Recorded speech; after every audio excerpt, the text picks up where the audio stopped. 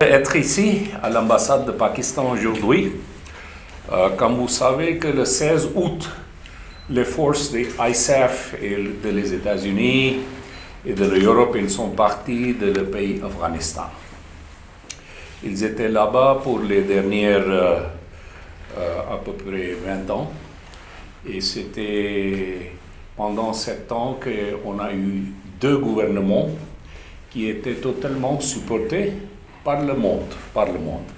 La coalition qui était là-bas comme combattants, ils ont aussi donné beaucoup d'assistance à les 2 gouvernements de l'ex-président Karzai et ex-président Ghani.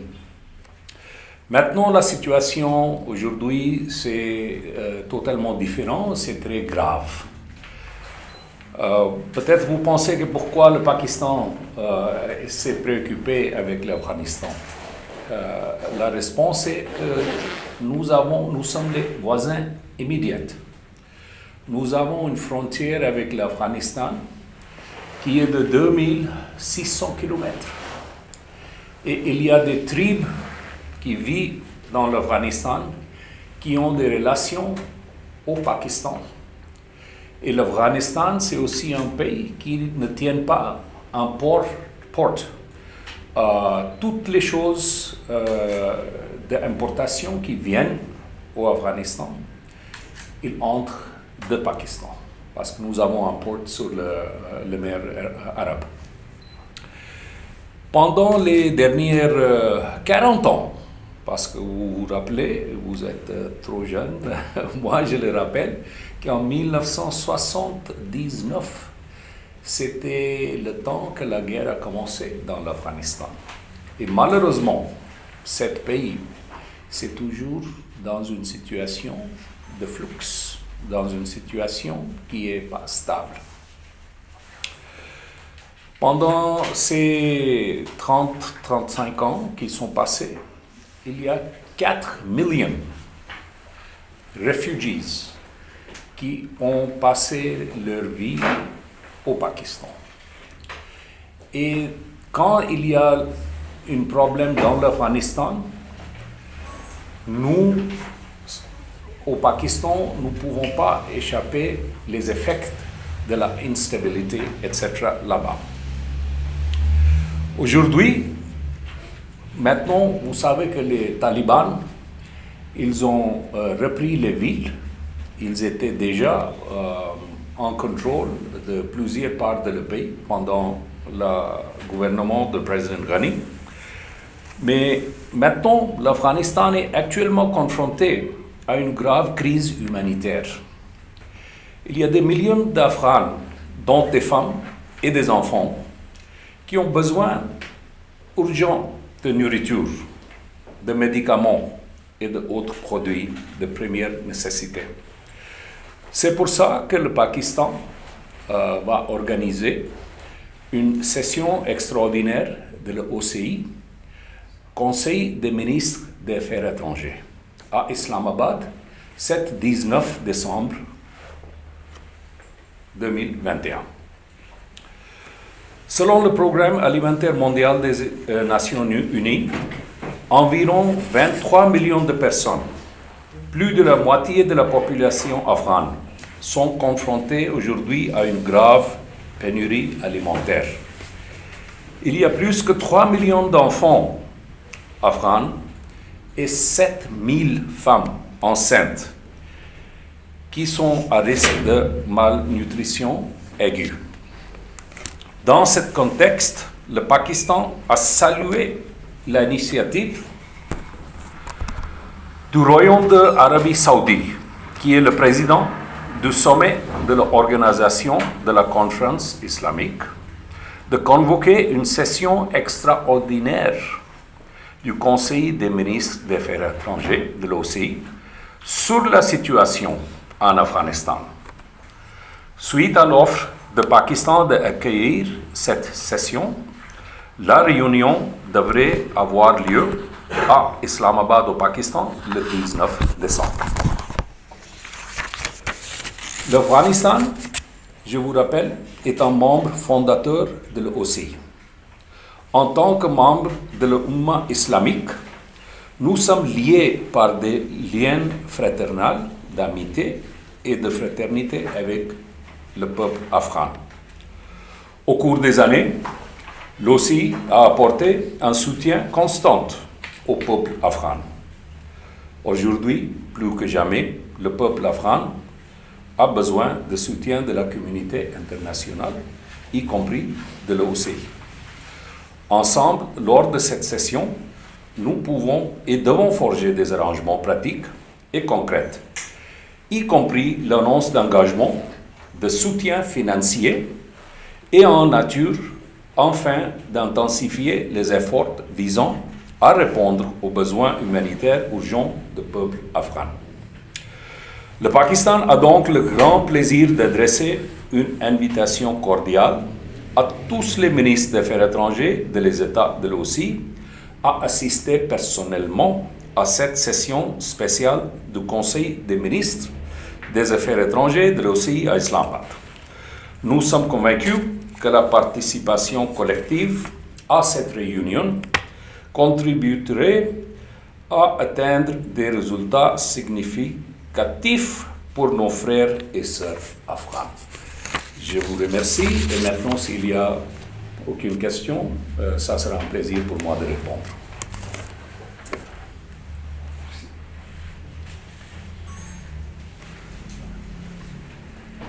Monsieur. Oui, s'il vous plaît. Bon, d'après cet appel de ce sommet extraordinaire, est-ce qu'il y avait une forte implication des pays membres d'assister ou de faire part Cette décision, on l'a prise hier en consultation avec le headquarters de l'OCI qui est à Jeddah. Et c'est hier qu'on a envoyé les invitations à tous les ministères des Affaires étrangères.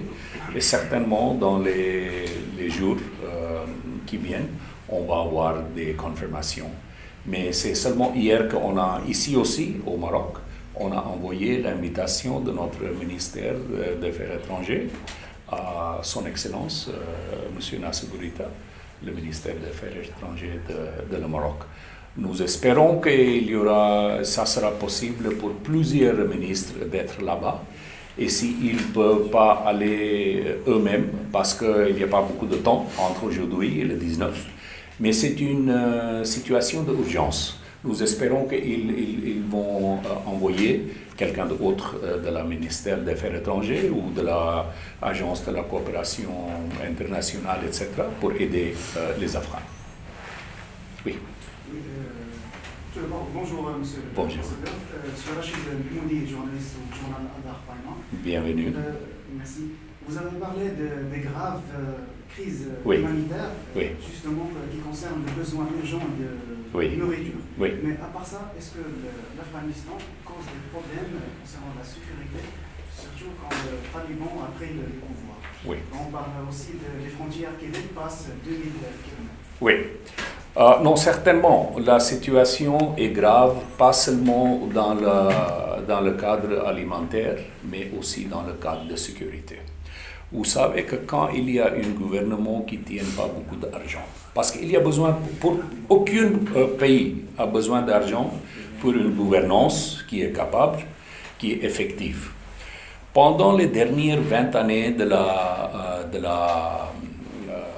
l'engagement de le monde avec l'Afghanistan, chaque année, ils ont donné des milliards de dollars. C'est le EU, c'est le USA, il y a plusieurs pays qui ont constamment donné de l'argent à le gouvernement du président Karzai et du président Ghani. Depuis qu'ils sont partis le 16 août, il n'y a pas d'argent. Ils n'envoient pas d'argent. Alors vous avez une situation qu'il y a un nouveau gouvernement de le Taliban qui n'est pas reconnu par aucun pays en ce moment. Et ils ont une situation que le coffre, c'est vide. Il n'y a pas d'argent. Et comme le pays a déjà été dans un état de guerre pour les derniers 40 ans, c'est certainement une des concerns les plus graves des pays comme Pakistan et de la communauté mondiale, que l'espace qui n'est pas bien gouverné au Afghanistan, ça ne doit pas être utilisé par les extrémistes.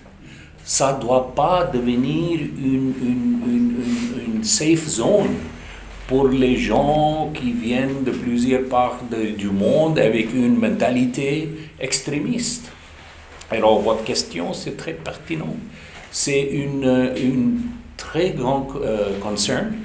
Et c'est quelque chose que quand nous parlons avec les Afghans, parce qu'ils sont les voisins, ils parlent avec nous sur tous les sujets, c'est une des concerns de le monde que chaque fois we underline this, on dit à les talibans que vous devez assurer que votre pays ne devient pas une safe zone pour les extrémistes. Alors, c'est une très bonne question. Merci.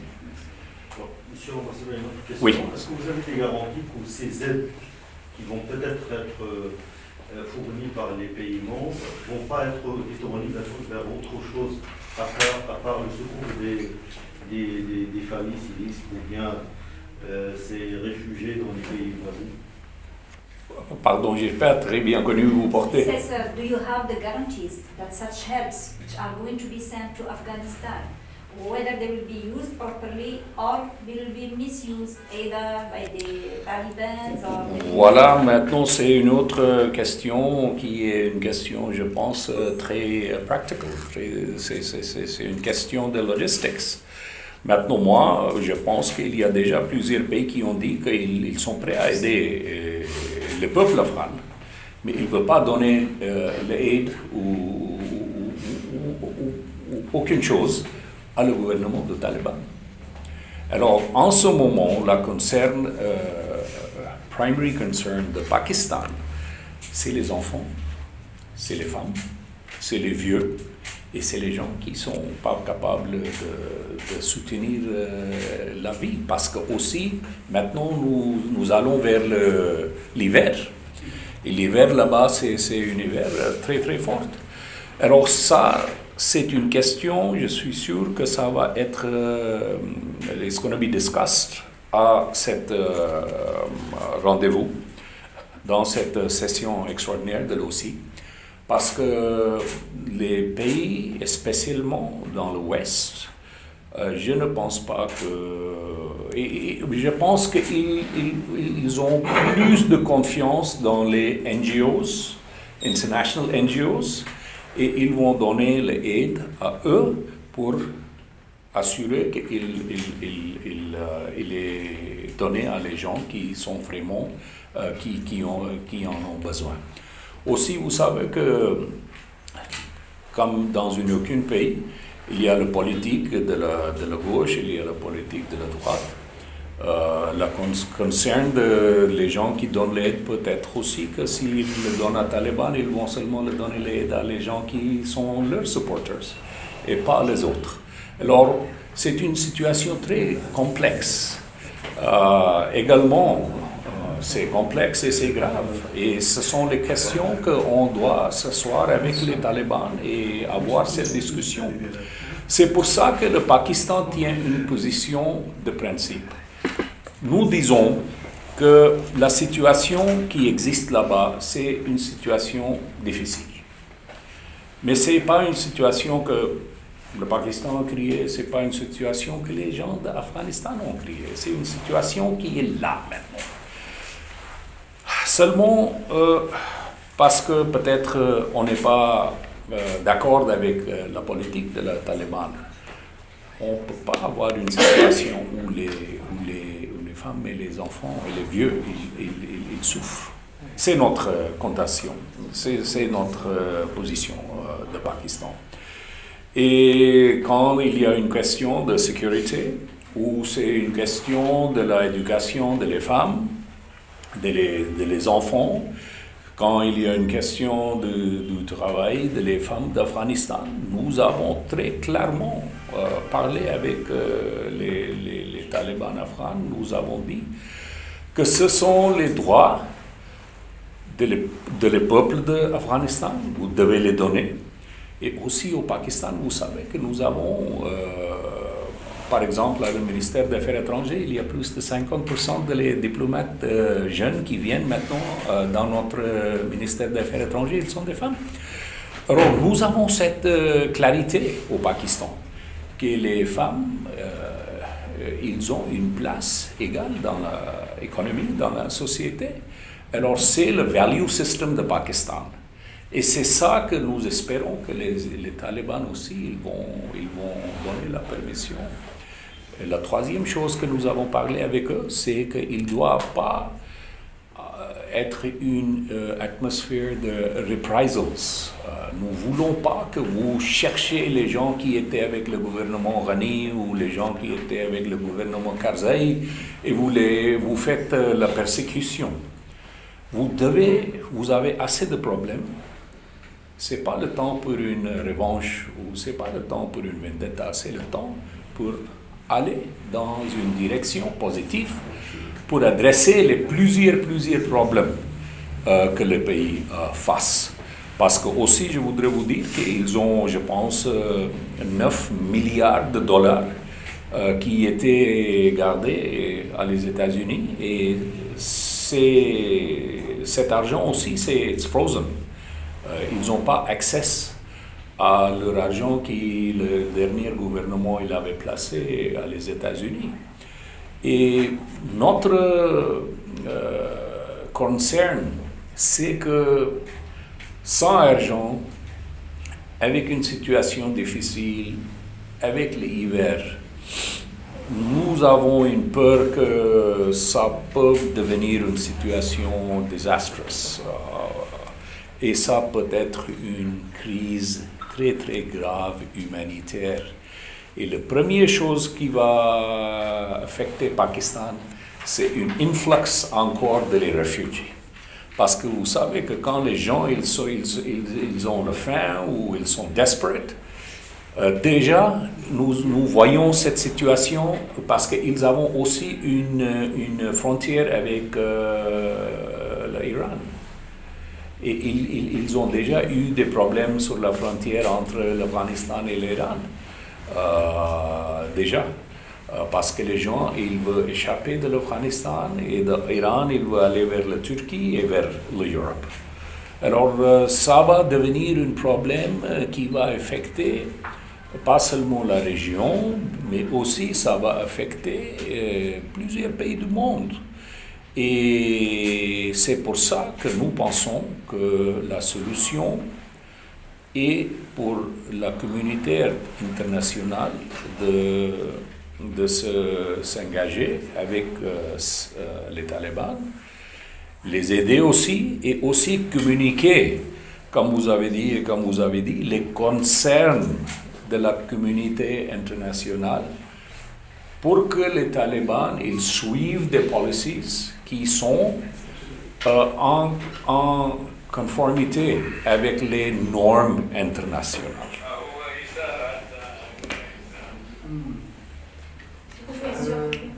Yes. Monsieur l'ambassadeur, si vous me permettez, j'ai une autre question. Sur votre discours, vous avez parlé des statistiques vraiment qui fait peur. Des millions de gens qui souffrent chaque jour. Oui. Est-ce que la République Pakistan a reçu des réactions vitales et efficaces pour avoir un changement sur ces derniers? La première chose que je voudrais vous expliquer, que c'est les statistiques, ce sont des organisations de l'ONU. Ce ne sont pas les statistiques qui sont données par le gouvernement du Pakistan. Alors, ce sont des statistiques de la World Food Programme, etc., etc. What is the question exactly?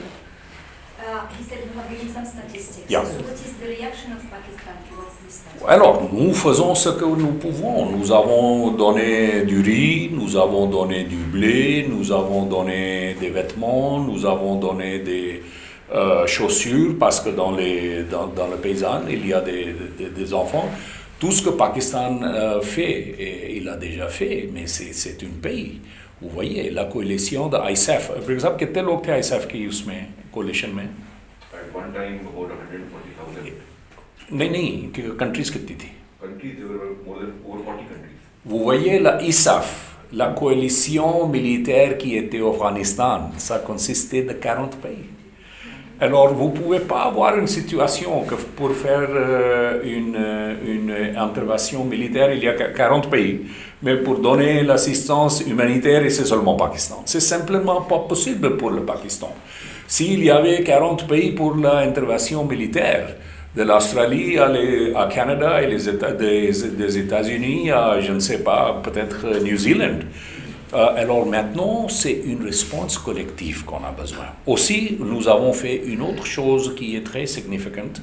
À l'autre côté du Pakistan, il y a l'Inde. L'Inde voudrait donner quelque chose à les Afghans peuples aussi. Et la frontière, comme la frontière entre le Maroc et l'Algérie est fermée, la frontière entre le Pakistan et l'Inde est aussi fermée. Mais nous avons donné une dispensation spéciale. Nous avons ouvert la frontière pour que l'Inde il peut traverser le Pakistan et entrer en Afghanistan. Alors, tout ce que nous pouvons faire, vous pouvez rester assuré que nous allons le faire parce que nous sommes les premiers affectés par la situation difficile au Afghanistan. Mais il y a besoin d'une réponse mondiale et une réponse collective.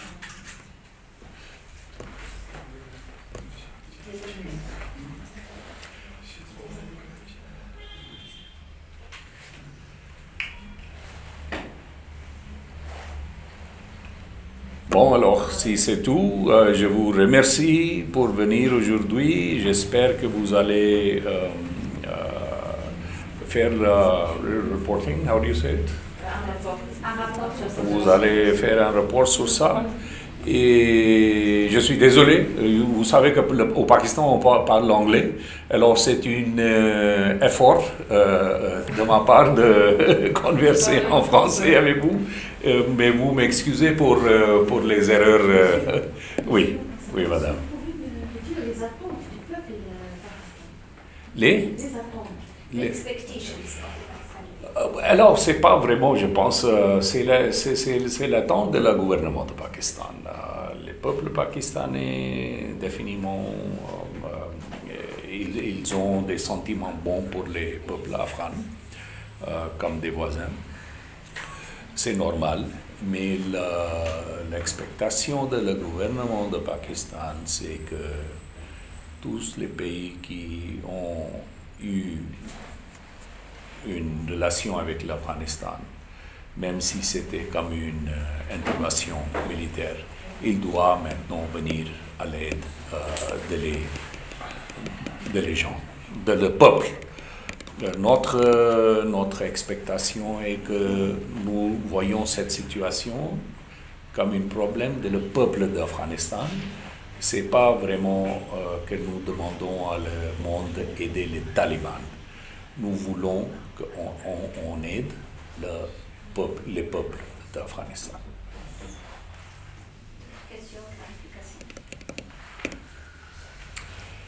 Très bien, merci. قبل ما تخرجوا ما تنسوش تابوناو في العشان يوتيوب وبارطاجيو الفيديو وديروا جيم وتابعوا الدار على مواقع التواصل الاجتماعي.